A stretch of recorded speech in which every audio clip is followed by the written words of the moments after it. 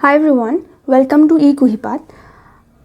My name is Sukanya and আজি আমি পলিটিৰ এটা ৰিভিজন সিৰিজ লৈ আহিছো and via this series আমি কি কৰিম APSC and UPSC ৰ সব PIQs কৰি যাম টপিক ওয়াইজ ঠিক আছে এতিয়া যেহেতু প্ৰিলিমছ পালেহিয়ে and আমাৰ ওচৰত সময় খুবেই কম and পলিটি টু এনেকুৱা এটা সাবজেক্ট যৰ পৰা কোৱেশ্চনছ আহিবই গতিকে আমি এতিয়া স্মাৰ্ট এণ্ড সিলেক্টেড ষ্টাডি কৰিব লাগিব পৰীক্ষা আগত So via this series we will make sure that amar polity eta juntu eta bahut dangor vast subject eta jate ami hor parts of divide kori jate ami complete kori jabo paro thik ase so eto eta polity PIQs analysis and this analysis is of UPSC aru jehetu UPSC aru APSC syllabus to eke gotike APSC eta eto trend e follow kori ase so ami dekha paisu je every year 10 15 বা 20 questions aha goise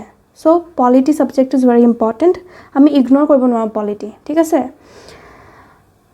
এটো এটা analysis ইয়াত topics কিনি মই list কৰা আছে আৰু ইয়াত তোমালোকে দেখা পাবা যে কোনটো ইয়াৰত কিমান questions আহিছে কোনটো টপিকৰ weightage বেছি আছে কোনটো টপিকৰ weightage কম আছে আজি আমি historical background ৰ যোনটো টপিক আমি লাইট টপিক এটা দি স্টাৰ্ট কৰিম ইয়াৰ পৰা UPSC questions to সুধিছে আৰু APSC ও সুধিছে আমি কোৱেশ্চনছ কৰিলে গম পাম তাৰ পিছত ইয়াত আমি দেখা পাইছো যে যোনটো আমাৰ ফান্ডামেন্টাল ৰাইটস হৈ গল DPSP হৈ গল ঠিক আছে যেনেকৈ আমাৰ ফান্ডামেন্টাল ডিউটিজ হৈ গল তাৰ পিছত আমাৰ salient features of the constitution খুবেই ইম্পৰ্টেন্ট ইয়াৰ পৰা UPSC এ অলৰেডি কোৱেশ্চনছ সুধিছে সো ইয়াৰ সম্ভাৱনা APSC ত অহা খুবেই মানে আছে ঠিক আছে হেতু কাৰণে আমি মিস কৰিব নোৱাৰো এটাও টপিক তো এটো আৰু কিছুমান টপিকস ঠিক আছে যেনে পাৰ্লিয়ামেন্টত আমি দেখিছো যে এটা ইয়াৰো মিস হোৱা নাই প্ৰত্যেকটো ইয়াৰতে কোৱেশ্চনছ অহা গৈছে alright so বিফোৰ starting da session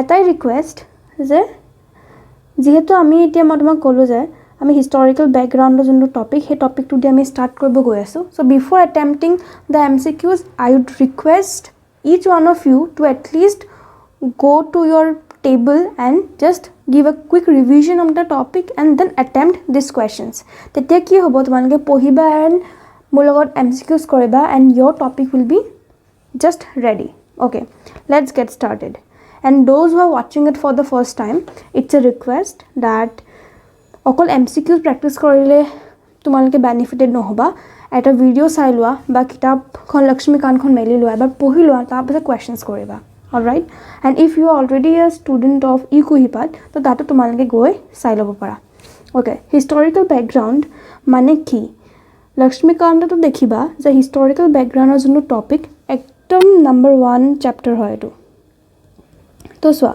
sir eta quick recap disu de besi dighole nai kora East India Company ketia ahisile amar 1600 jod ahisile kyo ahisile bepar banijyo koribole right and after the battle of Buxar ketia hoisile 1764 after the battle of Buxar amar jontu East India Company hoy gol British hoy gol teonuke divani rights paisile divani rights mane ki hoy right of revenue and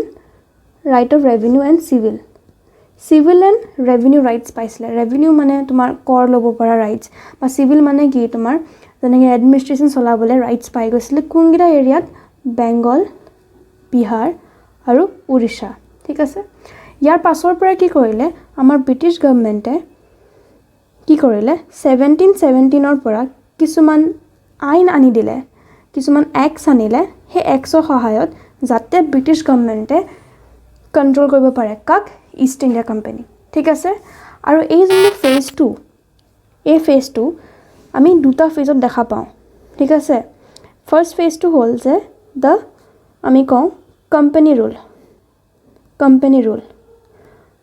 rule হেতু তোমাৰ 1773 পৰা 1858 লকে then তোমাৰ crown rule আহি যায় the crown rule আৰু crown rule to start হয় 1858 ৰ পৰা 1947 লকে ঠিক আছে সো মাজতে কি হৈছিলে ইয়াৰ মাজত এটা টাইম ব্ৰেক আছে কি 1857 কি হৈছিল 1857 ত সিপয় মিউটিনি চিপাহী বিদ্ৰোহ চিপাহী বিদ্ৰোহৰ পিছত আমাৰ কি হৈছিলে আইনখিনি বহুত চেঞ্জ হৈ গৈছিলে and most of the powers were taken down by British government নিজৰ ক্ৰাউনে লৈ লৈছিলে okay so this is just a quick recap and আমি এতিয়া চাম যে কোম্পানী ৰুলৰ আন্ডাৰত কেনেকুৱা এক্টছ আছিলে হেতু তোমালোকে পঢ়িবা and ক্ৰাউন ৰুলৰ আন্ডাৰত কোনখিনি ইম্পৰ্টেন্ট এক্টছ আছিলে যাৰ জৰিয়তে তেওঁলোকে ইণ্ডিয়াত ৰুল কৰিছিল so এই এক্টছ খিনি you just give a quick recap and revision কৰি আহা then we will attempt the questions তো যোনটো APSC হয় APSC PIQs খিনি পৰা start কৰিম আমি okay তো the first question is প্ৰথম questionটো কি হয় which act transferred power from company to crown in India তো কোনখন এক্টৰ জৰিয়তে আমাৰ পাৱাৰটো কোম্পানীৰ পৰা ক্ৰাউনলৈ গুচি গৈছিল তো আমি কৈছিলো যে 1857ত আমাৰ কি হৈছিলে চিপাহী বিদ্ৰোহ মানে চিপাহী মিউটিনিৰ পাছত ব্ৰিটিছ গভৰ্ণমেণ্টে বহুতখিনি পাৱাৰ্স আমাৰ ইষ্ট ইণ্ডিয়া কোম্পানীৰ পৰা লৈ নিজৰ লগত ৰাখিছিলে ঠিক আছে তো ইয়াৰ আনসাৰটো কি হ'ব এক্ট অফ 1858 এক্ট অফ 1858 টোক কি বুলি কয় আৰু এটা নাম আছে এক্ট অফ গুড গভৰ্নেন্স কি কয় এক্ট অফ গুড গভৰ্নেন্স ঠিক আছে এনেকৈ কোৱেশ্চন আহিব পাৰে যে এক্ট অফ গুড গভৰ্নেন্স কাক কয় alright next question when did the British government take over the reign of India from the East India Company সুধিছে যে ব্ৰিটিছ গভৰ্ণমেণ্টে কেতিয়া ইষ্ট ইণ্ডিয়া কোম্পানীৰ পৰা কি ল'লে যোনটো শাসনৰ যিখিনি পাৱাৰ্স কেতিয়া লৈ ল'লে ঠিক আছে ওকে এণ্ড সেই টাইমটোত প্ৰথম ভাইসৰয় কোন আছিলে তো আমি এটা গুৰুত্বপূৰ্ণ এটা পইণ্ট আমি গম পালোঁ যেতিয়া আমি গম পাওঁ যে কিবা এটা এক্ট আমি যেতিয়া পঢ়িছোঁ আমি মনত ৰাখিব লাগিব যে সেই টাইমটোৰ ভাইসৰয় হৈ গ'ল বা গভৰ্ণৰ জেনেৰেল কোন হয় সেইটো আমি মন কৰিব লাগিব ঠিক আছে তো সেম কোৱেশ্চন বাৰেপতি আকৌ সুধিলে তো ইয়াৰ আনসাৰটো কি হ'ব সেম কোৱেশ্চন হয় অলপ টাইপটো বেলেগ কৰি দিছে অলৰাইট তো ইয়াৰ সেম কোৱেশ্চনৰ আনসাৰটো কি হ'ব 1858 লৰ্ড কেনিং যেতিয়া এই আইনখন আনিছিলে 1858ত কোন আছিলে ভাইসৰয় আছিলে লৰ্ড কেনিং আৰু এটা কথা ইম্পৰ্টেণ্ট যেতিয়া এই একখনৰ আগলৈকে ভাইসৰয় পোষ্টটো নাছিলে কি আছিলে গভৰ্ণৰ জেনেৰেল অফ ইণ্ডিয়া আছিলে গভৰ্ণৰ জেনেৰেল অফ ইণ্ডিয়া নকৈ পেলাই আমি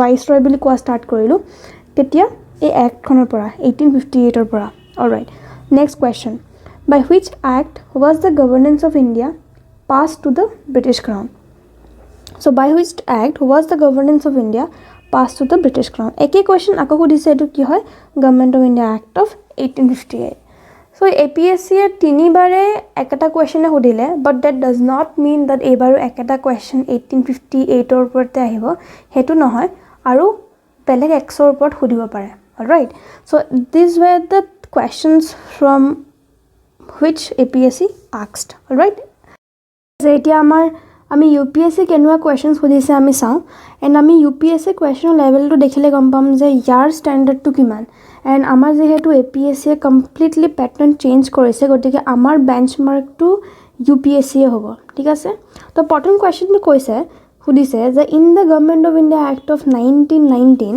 ইয়াৰ আউটাৰ নাম আছে কি মণ্টেগু চেমছৱৰ্থ ৰিফৰ্মছ ঠিক আছে The functions of provincial government were divided into reserve subjects and transfer subjects.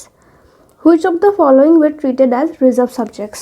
ঠিক আছে তো ইয়াৰ এটা ষ্টেটমেণ্ট অলৰেডি দি দিছে কৈছে যে 1919 এক্টৰ জৰিয়তে provincial government মানে government at the level of the state তাত subjects সমূহ দুটা ভাগত ভগাই দিছিলে এটা হ'ল reserved subjects এটা হ'ল transferred subjects ৰিজাৰ্ভ ছাবজেক্টছৰ আণ্ডাৰত কোনখিনি ছাবজেক্টছ আছে সেইটো আমাক সুধিছে গতিকে যোনে এইটো পঢ়িছে তেওঁলোকে গম পাব যে ৰিজাৰ্ভ ছাবজেক্টছৰ আণ্ডাৰত কি আছে আমাৰ ওচৰত আছে ল এণ্ড অৰ্ডাৰ আছে ঠিক আছে দেন ফাইনান্স আছে দেন লেণ্ড ৰেভিনিউ আছে দেন এডমিনিষ্ট্ৰেশ্যন আছে অলৰাইট পুলিচ আছে দেন ইৰিগেশ্যন আছে এণ্ড এক্সেট্ৰা আৰু আমাৰ ট্ৰান্সফাৰ ছাবজেক্টছৰ ভিতৰত কি আছে আমাৰ এডুকেশ্যন আছে হেল্থ আছে ঠিক আছে দেন আমাৰ ওচৰত লোকেল গভৰ্ণমেণ্ট আছে ওকে এগ্ৰিকালচাৰ আছে ইণ্ডাষ্ট্ৰি আছে এণ্ড এক্সেট্ৰা। আৰু এটা ইম্পৰ্টেণ্ট কথা, এই ৰিজাৰ্ভ ছাবজেক্টছখিনি কোনে এডমিনিষ্টাৰ কৰে? কাৰ আণ্ডাৰত আহে? গভৰ্ণৰৰ আণ্ডাৰত আছে। এণ্ড গভৰ্ণৰৰ গাইড কোনে কৰে বা কাৰ সহায়ত গভৰ্ণৰে এডমিনিষ্টাৰ কৰে? And De are the executive ministers. ঠিক আছে। এণ্ড আমাৰ যোনখিনি ট্ৰান্সফাৰ ছাবজেক্টছ আছে, এই ট্ৰান্সফাৰ ছাবজেক্টছসমূহ কোনে এডমিনিষ্টাৰ কৰে? লেজিছলেটিভ কাউন্সিলৰ পৰা কি কৰে? মিনিষ্টাৰ্ছসমূহ নমিনেট কৰি আনে। ঠিক আছে, নমিনেট কৰে, নট ইলেক্ট, নমিনেট কৰে। সেই নমিনেটেড মেম্বাৰ্ছখিনিয়ে কি কৰে? এই ট্ৰান্সফাৰ ছাবজেক্টছসমূহ চোৱা চিতা কৰে। অলৰাইট, এতিয়া আমাৰ কুৱেশ্যনটো সুধিছে যে ইয়াৰ ভিতৰত কোনটো কি হয়? ৰিজাৰ্ভ ছাবজেক্টছ হয়। এতিয়া আমি প্ৰথমতে আমি এতিয়া চকুত পৰিলে যে local self government. Local self গভৰ্ণমেণ্টটো ৰিজাৰ্ভ ছাবজেক্টছৰ আণ্ডাৰত আছে নেকি? নাই। এইটো কাৰ আণ্ডাৰত আছে? ট্ৰান্সফাৰ ছাবজেক্টছৰ আণ্ডাৰত আছে। গতিকে আমি গম পাওঁ যে লোকেল ছেল্ফ গভৰ্ণমেণ্টটো হ'বই নোৱাৰে। গতিকে আমি এতিয়া এলিমিনেশ্যন মেথডৰ সহায়ত আমি অপশ্যনটো টিক কৰিম। য'ত অপশ্যন 2 আছে সেইটোতো নহ'ব, সেইটো আমি গম পালোঁ। গতিকে এইটো অপশ্যন নহয়, বিকজ ইয়াত 2 আছে। এইটো অপশ্যনো নহয়, বিকজ ইয়াত 2 আছে। এইটো অপশ্যনো নহয়, বিকজ ইয়াত 2 আছে। গতিকে কাৰেক্ট আনচাৰটো কি হ'ব? Option C. ঠিক আছে, বাকী অপশ্যনছখিনি আমি চাব দৰকাৰেই নাই যদি আমি এটা অপশ্যনো ভালকৈ গম পাওঁ। চ' এতিয়া আমি নেক্সট কুৱেশ্যনটো চাওঁ। আৰু এটা ইম্পৰ্টেণ্ট মিছ হৈ গ'ল। এই যে ৰিজাৰ্ভ ছাবজেক্টছ এণ্ড ট্ৰান্সফাৰ ছাবজেক্টছক ভিতৰত ভাগ কৰি দিলোঁ ছাবজেক্টছসমূহ, সেইটো কাৰণে আমি এই এক্টৰ জৰিয়তে এটা টাৰ্ম ইণ্ট্ৰডিউচ হৈছিলে, কি? ডায়াৰ্কি। ঠিক আছে, ডায়াৰ্কি মানে কি? ডুৱেল গভৰ্ণমেণ্ট বুলি কওঁ। অলৰাইট, ডুৱেল গভৰ্ণমেণ্ট বুলি কিয় কওঁ? বিকজ আমি ছাবজেক্টছসমূহ ভগাই দিলোঁ। অলৰাইট, সেইটো কাৰণে আমি এই ডায়াৰ্কি টাৰ্মটো 1919 এক্টৰ সহায়ত ইণ্ট্ৰডিউচ কৰা হৈছিলে। Okay, next question. এইটো UPSC PIQ 2012 সুধিছিলে। The distribution of powers between the centre and state in the Indian council is based on the scheme. তো আমাৰ যিহেতু এতিয়া আমাৰ চেণ্টাৰ আৰু ষ্টেটৰ মাজত ডিভিজন অফ পাৱাৰ্ছ আছে, পাৱাৰ্ছখিনি ভগাই থোৱা আছে, আৰু সেই ডিভিজনটো কোনখন এক্টৰ পৰা আমি লৈছোঁ? ইয়াৰ আনচাৰটো কি হ'ব? আমি অলৰেডি এইটো পঢ়ি আহিলোঁ, এইটোতো নহয়। ঠিক আছে, ইণ্ডিয়ান ইণ্ডিপেণ্ডেঞ্চ এক্ট নহয়। ইয়াৰ আনচাৰটো হ'ব 1935, government of India act of 1935। আৰু government of India act of 1935 খুবেই বেছি ইম্পৰ্টেণ্ট। এইটো তোমালোকে ভালকৈ পঢ়িবা এক্টখন, বিকজ আমাৰ most of the facts in our today's constitution Government of India Act of 1935 পৰাই লোৱা গৈছে। সেইটো কাৰণে আমাৰ কাৰণে Government of India Act of 1935 খুবেই ইম্পৰ্টেণ্ট হৈ পৰে। ইয়াৰ কিছুমান ইম্পৰ্টেণ্ট ফেক্টছ যদি আমি চাওঁ Government of India Act of 1935 আণ্ডাৰত ৰিভিজনৰ কাৰণে, ইয়াৰ আণ্ডাৰত কি হৈছিলে? চেণ্টাৰ আৰু ষ্টেটৰ মাজত কি হৈছিলে? Division of powers. এই একেটা বস্তু আমি ক'ত পাওঁ? 7 শিডিউলতো আমি দেখা পাওঁ। শিডিউলছ আমাৰ কিমান আছে? 12টা শিডিউল। তাৰে 7 নম্বৰ শিডিউলে আমাক কিহৰ কথা কৈছে? ফেডাৰেল ষ্ট্ৰাকচাৰৰ কথা কৈছে। ৰাইট, ফেডাৰেল ষ্ট্ৰাকচাৰ মানে division of powers between centre and state. আৰু বাকী কি কি ফিচাৰ্ছ আছে 1935-ৰ? জাষ্ট গ' এণ্ড ৰিড ইট। অলৰাইট, চ' এই দুটাই হৈছে যে UPSC এই দুটা কুৱেশ্যনছ এতিয়ালৈকে সুধিছে।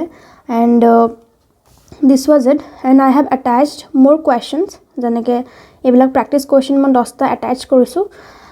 চ' এইখিনিও আমি কৰোঁ, হয়নে? চ' লেটছ গেট ষ্টাৰ্টেড।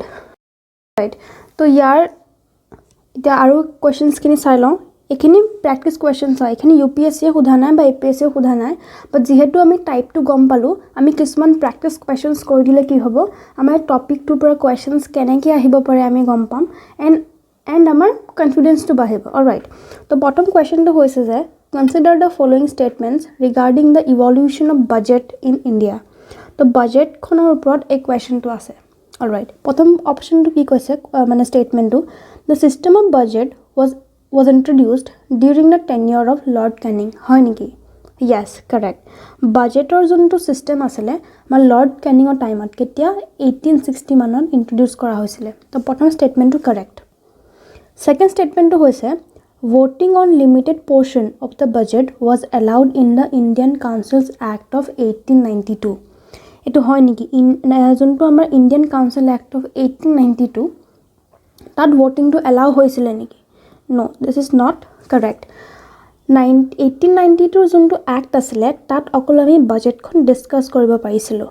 ঠিক আছে আমি ভোট কৰিব পৰা নাছিলোঁ ভোট কোনখন এক্টৰ পৰা কৰিব পাৰিছিলোঁ তেতিয়াহ'লে ভোটিং আমি কৰিব পাৰিছিলোঁ 1909 যোনখন এক্ট আমি কি কওঁ মৰ্লে মিণ্টো যোনখন এক্ট আনিছিলে সেইখনৰ পৰাহে আমি ভোটিং কৰিব পাৰিছিলোঁ বাজেটত অলৰাইট তো সেকেন্ড অপশনটো ভুল হৈ গ'ল তো ইয়াত সেকেন্ড অপশনটো য'ত দিয়া আছে সেইটোতো ভুলেই হ'ব গতিকে আমাৰ 2 ইয়াত আছে গতিকে এইটো নহ'ব ইয়াৰো 2 আছে এইটো নহ'ব ইয়াৰো 2 আছে এইটো নহ'ব গতিকে আমাৰ এইটো অপশন কাৰেক্ট হ'ব সো সেকেন্ড কোৱেশ্চনটো আমাৰ কি কৈছে যে the Supreme Court at Calcutta was established by the Regulating Act of 1773 correct হয় direct statement no doubt second statement the jurisdiction of the Supreme Court was outlined by Pitt's India Act jurisdiction মানে কি হয় যে Supreme Courtৰ jurisdiction Supreme Courtে কাক Supreme Courtৰ কাৰ ওপৰত কি আছে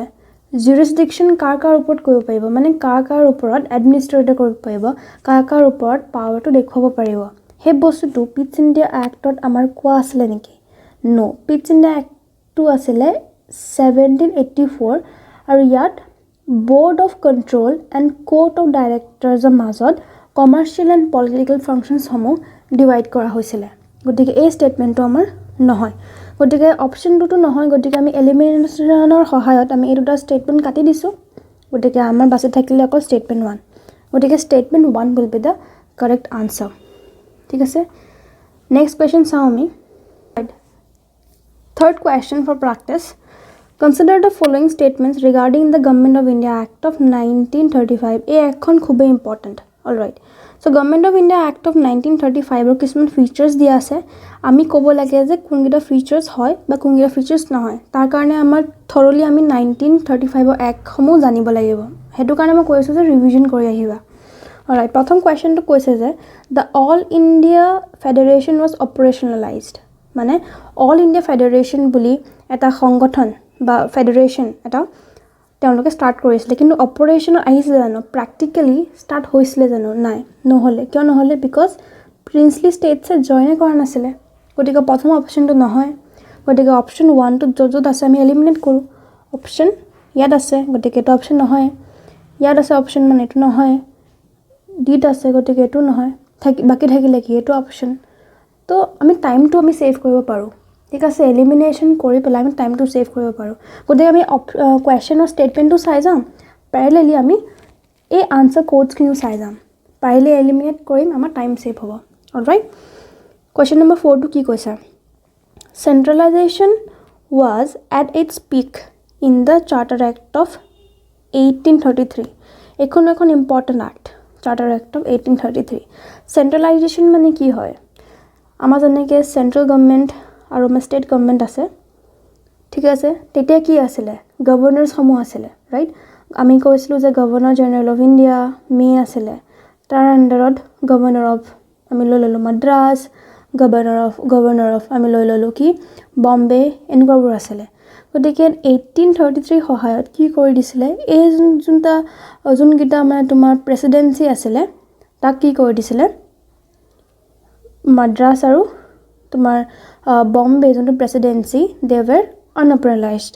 তেওঁলোকৰ পাৱাৰছ সমূহ মানে অথৰিটি লৈ লৈছিলে এন্ড মেইন পাৱাৰছ খিনি গভৰ্ণৰ জেনেৰেল অফ ইন্ডিয়া আন্ডাৰত আহি গৈছিলে মেইন তোমাৰ এক্সক্লুসিভ লেজিসলেটিভ পাৱাৰছ সমূহ গতিকে প্ৰথম ষ্টেটমেন্টটো কাৰেক্ট হয় যে সেন্ট্ৰেলাইজেশন হৈ গৈছিলে 1833 সেকেন্ড অপশনটো কি হয় তো প্ৰথম ষ্টেটমেন্টটো এটো হ'ব পাৰে এটো এটা আমি ক'ব পৰা নাই এলিমিনেট কৰিব পৰা নাই সেকেন্ড অপশনটো চাই লওঁ open system of competition for recruitment of civil servants is being operationalized 1833 act khonot system of competition মানে civil servants indians ulage jate civil services jabo pare hetur bishoye উত্থাপন কৰিছিলে কিন্তু operationalized হোৱা নাছিলে কিয় কাৰণ কি opposition আহিছিলে তাৰ ভিতৰৰ পৰা and court of directors allow কৰা নাছিলে গতিকে উত্থাপন হৈছিলে কিন্তু অপাৰেশনালাইজ নহলে গতিকে অপশন 2 টো নহয় গতিকে এটো গল থাকিলে কি অপশন 1 তো this will be the correct answer ঠিক তেনেদৰে আমি চাৰিটা এক্সট্ৰা কোৱেশ্চনছ ডিসকাস কৰিলো এন্ড মই কিছুমান আৰু questions attach কৰি দিছোঁ 5 6 7 8 9 and I will share this PDF with you. PDF to লগতে মই answers খিনিও মই share কৰি দিম and just give it an attempt and you will get the answer keys. Okay, answer keys তোমালোকে পাই যাবা with explanation you will get the answer keys. So গোটেইখিনি এক্সপ্লেইন কৰাৰটো দৰকাৰ নাই because now we got to know that questions কেনেকৈ আহিব পাৰে and আমি কেনেকৈ we have to read in between the lines. Alright, সেইটো কাৰণে I am leaving this কেইটা question 5 6 7 8 9 তো এই 9 10 ইয়াৰ অপশ্যনছৰ যোনখিনি আনসাৰ কিটো হ'ব মই ডেছক্ৰিপশ্যনত মই আনসাৰ কি সমূহ attach কৰি দিম so লগালগ চাই ল'বা attempt কৰি পেলাই you can check it out. So that's all for today and আমি কাইলৈ আকৌ next ভিডিঅ'ত আমি আকৌ এটা নতুন টপিক লৈ আহিম MCQs কৰিম. Most probably we will come with the salient features. Okay, salient features of the constitution topic to ase hetur upor ami MCQs anim. So I have one request that before attempting that session I would request you to read this topic. A topic to kotha moi koisu a topic to salient features of the constitution. এই টপিকটো পা 12টা কোৱেশ্চনছ আহিছে এতিয়ালৈকে UPSC খুদিছে তো আমি APSC খুদিছে নেকি হেটো আমি চাম এই টপিকটো পা and UPSC কোৱেশ্চনছ খিনি চাম বেসিক কনসেপ্টছৰ ওপৰত আমি এটা মিসেলেনিয়াস টপিক হৈ গল এটো ওপৰ একদম লাষ্টত আমি ডিসকাস কৰিম. So next video will be on this topic, so just give it a read and attempt the questions. All right, take care and see you on the next video.